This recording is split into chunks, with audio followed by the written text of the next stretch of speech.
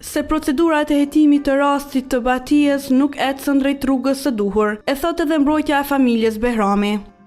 Në një intervistë për Kiksen, avokati Naim Rudari thot se pasi mori në dorë këtë rast, pas se prokuroria nuk ishte filluar asnjëherë hetimin formal.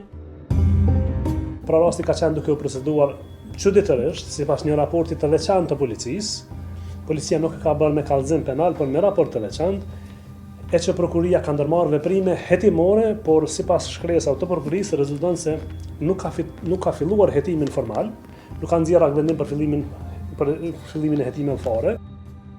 Rudari shton se prokuroria pati mjaftueshëm prova për të zhvilluar hetimin dhe të vinë në përfundime, mirë po nuk e bëri një gjë të tillë.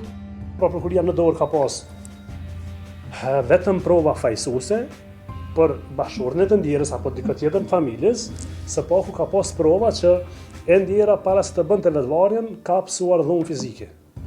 Dhe prokuria do duhej të zhvillonte hetim, të përcaktonte saktë se çfarë ka ndodhur, në rast konkret ka mbyll rastin.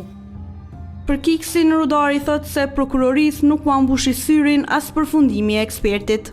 Eksperti sipas Rudarit kishte thënë se dyshimi kryesor është që shenjat në trupin e Batijes ishin shenja dhune. Edhe pse prokuria ka ndëgjuar ekspertin mjekëligjor, eksperti mjekëligjor ka thënë nuk përjashtohet ndonjë mundësi tjetër. Në këtë rast nuk përjashtohet mundësia që i dyshuar i bashortit të ndjerës ta ketë lënduar duke bërë përpjekje për ta shpëtuar, por prapse dyshim në konstatim primar ka marrë që e njëjta ka pësuar goditje nga mjeti fort.